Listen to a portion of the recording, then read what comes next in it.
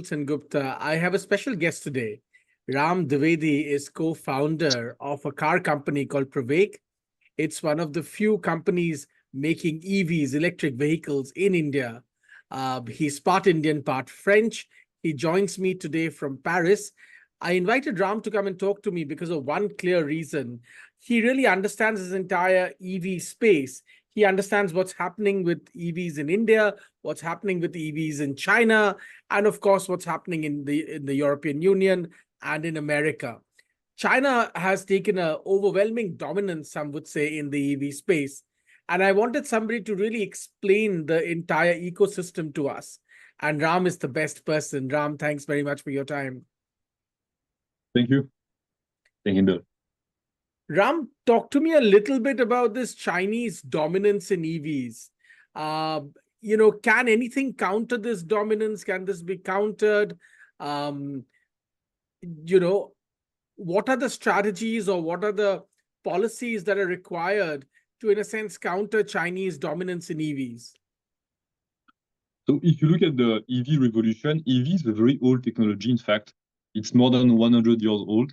But it got fought by the American lobbies of petrol in the early 20th century. They never wanted the EV to be something massive. They wanted to promote more, like the petrol motors. And in the 90s, there was this company in the US that no one knows about called AC Propulsion. And they invented the technology called stack for lithium-ion batteries for electric cars. And many companies got inspiration from them, the most famous one being Tesla. But we work with them also more than 10 years ago, and other companies like BMW also work with them. And but so it's restarting in California, I would say. But the Chinese understood the interest very, very fast, while other parts of the world, like Europe or India, were like, hey, electric cars will never be a thing, it will never exist, how people will charge and everything. In fact, even 5 years ago in India, no one was believing electric cars. So now everyone say, yeah, it's logic, it's everywhere, like there is no, like nothing weird. But it's very recent. While the Chinese really understood the tech fast and the advantages of the tech very, very fast. So they started to put money and research in the sector. Now, if you look at the technological stack of electric cars, you have 3 levels. You have the chemistry level, where we make the powder, like from nickel, cobalt, aluminium, manganese, like all these, chemicals we put in the batteries. Then you have the battery stack, and then you have the cars. If you look at the chemical stack, China has one company that no one knows about called CATL. And this company is roughly 60% of the world market. And this company is not even 10 years old. So they got one startup that took the whole market and it's endgame here. And if you look at other companies, Chinese companies like Goshin or whatever, they also have a big part of the market. So now, like it's like in medicine. The main chemistry part of for the car industry in the world is Chinese. Then if you go at the battery level, it's a bit more, wide, I would say. There are companies from a bit all over the world, but still the Chinese are number one. Companies like BYD are very, very strong. For sure, there are Japanese like Panasonic, South Korean like LG, Samsung. We make batteries also. So we are a battery manufacturer in India. So India has some offer. And then if you look at the car industry, today the car industry is vast. The petrol and diesel are still the main sell, cars, the most sold cars in the world. So the Japanese, the Germans, the Americans are still strong. But if you look at the pace at which the Chinese are taking shares of the market, it's like huge. And there are companies that, again, are not very famous, like Hongqi or NIO, BYD. They are not very famous, but BYD is number one in the world in electric cars. They are above Tesla. And the cars they are doing, honestly, they are very good. They have good tech. They are very affordable. So they are storming the market right now.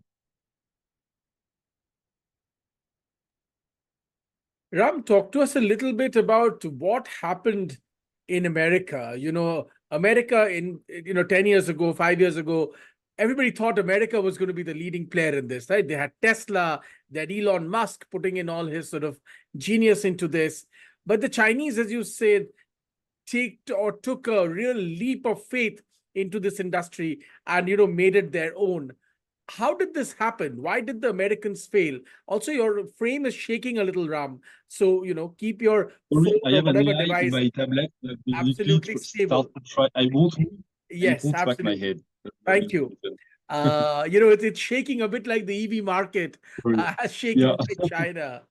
Um, so talk to us about why America failed. How did China do this when America had Tesla, had Elon Musk, had all of this energy being poured into this market? But in fact, as you said, BYD from China is today much bigger than Tesla. It's beaten Tesla. How did the Chinese, in a sense, craft this route to become market leaders in this space? I don't think US failed. They still have very solid companies, and they still have a big part of the technology stack in the world. But for sure, they are not absolute leaders in the market. Chinese are number one right now. I think the problem in US is there first a lot of ideology. The ecological part is very they don't think about energy as like a science. They think about it like ideology. So you have people who say we just need to put solar farms only, and everything else is absolutely bad. So let's even put solar farms. You see in Europe, like Germany is the same type of country. They want to put solar farms in Germany where they have no sun. Um, but if you look at the first benefits of electric cars, if you want to have a green energy sector, you have only one solution. It's to have a big foundation of nuclear energy and a bit of renewable, according to what you have in your country. It can be more solar for India, can be more wind for UK, for example. That's the only solution to have something green. And the output of this system is electricity. So the easiest way to have mobility from there is to use the electric cars. If you use petrol or diesel cars or even CNG, you will always burn some fossil fuel at the end. Uh, and the Chinese really understood that because they understand they have a full picture from energy production, energy transmission, energy distribution, and mobility. They understand the full thing. US is very different actors, and also the lobbies of petrol are still very strong today. If you look at the latest, speeches of Donald Trump, he says I'll ban electric cars because he has a push from the traditional car automakers and from the petrol lobbies. And I understand his point. He's trying to, defend, like an industry where his country is strong. But for sure, if you look at the global market, it will be a weakness. It's weakness for them. Honestly, I'm not very concerned about US. I'm more concerned about everyone else than US and China. Talk a little bit then about the other parts of the world apart from US and China, which you're concerned about. Let's talk about India. We'll come to Europe in a moment, but let's talk about India. India is trying to make a valiant effort in building an EV ecosystem, but many would say it's not happening fast enough. It's happening, but it's not happening fast enough. And already, there might be a scenario that many of these cars, Chinese companies who make EVs are trying to break into the Indian market. So will India be able to build its own indigenous EV market or with indigenous built car or Indian built cars? Yeah. India has a big advantage. It's not an ideological country. People don't think ideology, they really see technology for what it is. So it's a huge advantage in India. And people in India adopt technology very, very, very fast.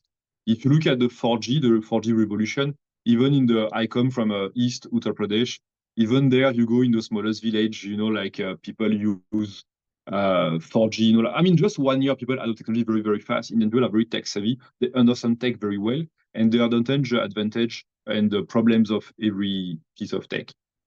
So it can be adopted quite fast in India. After, how I would say, it's a full ecosystem thing. You need to give the people the full ecosystem. They need to have charging points. They need to have cars that have good range. I think prime where I know is the people are cheated by the car manufacturers by the range. All the companies announce huge range of 300, 400, 500 kilometers, but if you do it on the ground, it's not even half of that.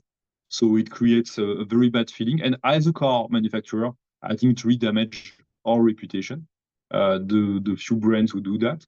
Um, but I think it will come. And India has one specificity also. It's a two-wheeler market first.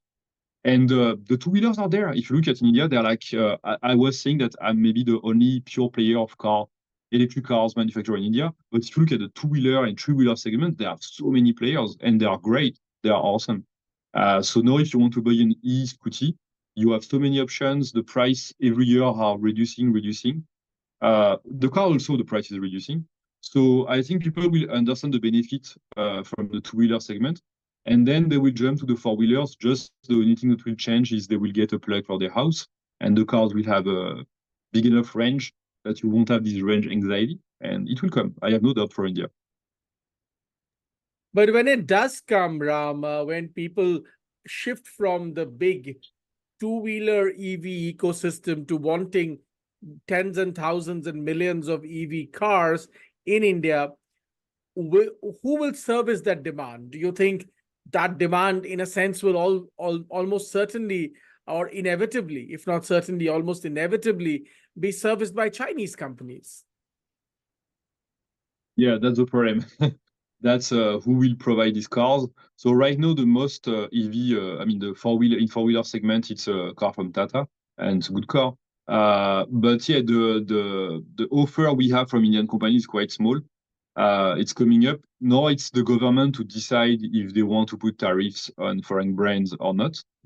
For the government, we need to remember one thing is people talk mostly in the West about EVs, it's a solution for global warming, which is part true. But for India, there are two things that are much more important with electric cars. The first one is commercial trade balance. India has a very, very bad commercial trade balance. It impacts the rupees by a lot because we keep a very low rupee to export. But at the end, we import more than we export because we need to import petrol. What is economy? Economy is transform energy. Every time you manufacture something, you transform energy into whatever. And we import a lot of petrol right now, and it just destroys our trade balance. So the first thing for India is to say, okay, let's not import petrol anymore, or try to reduce it as much as we can, and use electricity we can manufacture. I mean, we can produce in India from nuclear, from solar, from hydro, whatever it's fine. So we will be sovereign here. And the second thing, it's pollution, but it's not global warming. It's air quality. People today in India, I live in Delhi. You die from air quality. That's like what will kill you. I would not have a child in like in Delhi these days. I would not recommend anyone to do that.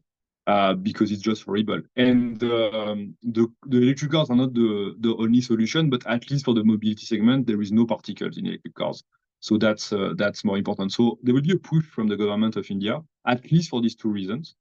But yeah, they need to like give like some push to the local companies, because the American ones and the Chinese ones got a lot of support from their government, like a lot of support, and not for like, I give you 1 lakh to buy an electric cars. They got like billions and billions for 10 years to support the whole industry. So a lot of government support required to build this industry in India. You made two vital points. One is, EVs would really help transform India's balance of payments, because India imports a lot of oil, and also it would really dramatically improve the air quality in major Indian cities, which has become a real health hazard for many, many people. But there is one concern that a lot of people have. Because India, like China, has a huge number of people, how are we going to dispose of these millions of batteries? Will that then cause, maybe today, 10 years down the line, cause another hazard somewhere, right? What mechanisms is China putting in place, which India should, try and learn from, or what India should, maybe pioneeringly put in place, so that we don't have at one day this crisis of not being able to dispose of these millions of batteries? I think that's the easiest part of the problem for multiple reasons. One, batteries are very, very, very easy to recycle. People have a fantasy that there are rare earths inside batteries. There is no such thing as a rare earth inside batteries. There is no rare earths inside the batteries today. You use very basic minerals that are like 98 to 100% recyclable. And the price of a battery is high. So no one will throw a battery in the, like in the open, in the forest or whatever, because there is some money value attached to it. So people will be happy to, like recycle. People can come to your house to take your battery and recycle it. So that's really a problem. For sure, you need an industry for that. You need to set up companies. You need to have, like people who will do it. and that's important. And the car industry will take some time, but it already started for the two-wheelers, and it's great. It works quite well in India, so you know the problem. And at the end, if you look, we have much more batteries in phones, in all the small devices that we have than in cars. A battery for a car is much bigger, but not that many people have an electric car today in India. So that's much more a concern in terms of ecology than the cars by themselves. And also remember that we are at the very beginning of the electric car revolution, and every year the price of batteries are divided by a lot. The size of them, the weight of them is reduced. So it's basically what was your computer, in the 90s, and what is your computer today. It was huge, bulky, impossible to transport. So we are going there. So we will achieve range of 1,000, 2,000 kilometers soon with very light batteries, very cheap. It will be much cheaper than petrol and diesel cars. So we are at the beginning of this revolution. Honestly, recycling batteries is a very straightforward process. It's not the difficult part there. There is a much bigger, a much more difficult part, I would say. Ram, let's talk a little bit about Europe. Some parts of Europe, of course, are taking a lead on this. Norway, one, of course, knows that has taken a huge leap, in really revolutionizing all its automobiles. Most of the cars, I believe, sold in Norway today are all electric vehicles. But what about the rest of Europe? One gets a sense that the rest of Europe is not really following suit. They are starting by incentives. Right now, if you want a petrol car, the RC, the registration certificate, will be very expensive. If you want a powerful German cars, the RC will cost you something like 40 lakhs. So it's very, very, very expensive. If you want a very sporty car, it can go up to 1 CR. So basically, people are really pushed to use electric cars. If you take a lot of big cities, you cannot park if you don't have an electric car. You can only park electric cars. Or the price of parking is like 1,000 rupees per hour, which is ridiculous. So the Europe is using what Europe is good at, which is regulation, norms, and everything to push that, because they don't want to depend on petrol. Again, it's not. They will use the argument of ecology, which exists, but that's not the real reason. The real reason is they entered the war with Russia 2 years ago, and now they can't afford to import gas and petrol, so they need to find something else.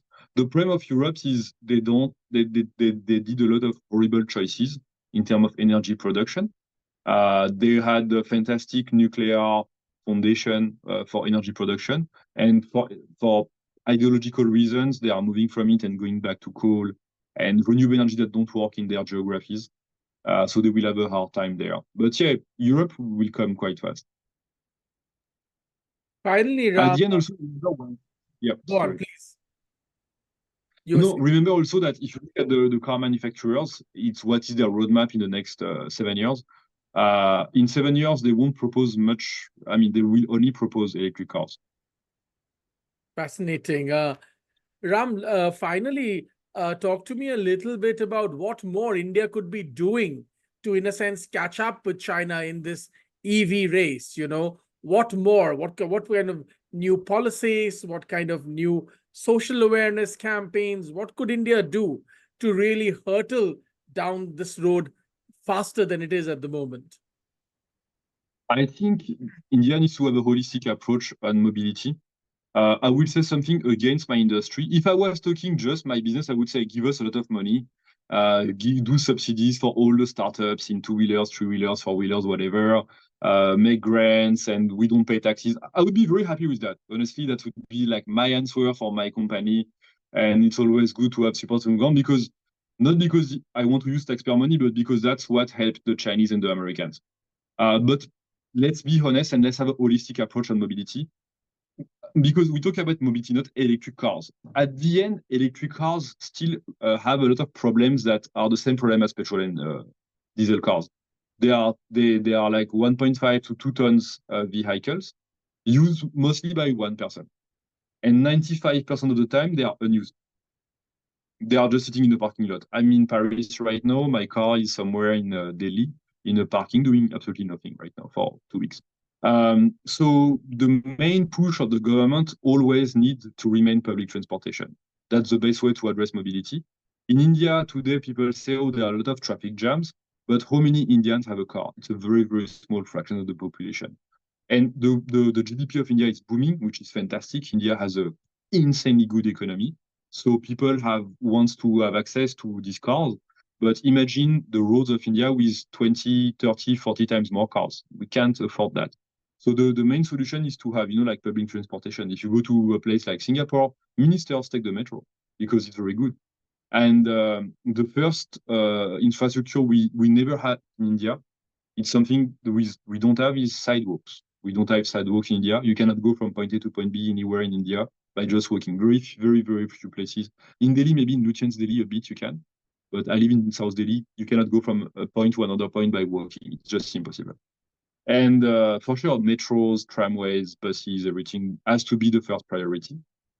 Because the second thing that will happen is the big revolution is my industry is not the fact that the cars are moving from petrol to electric. It's good.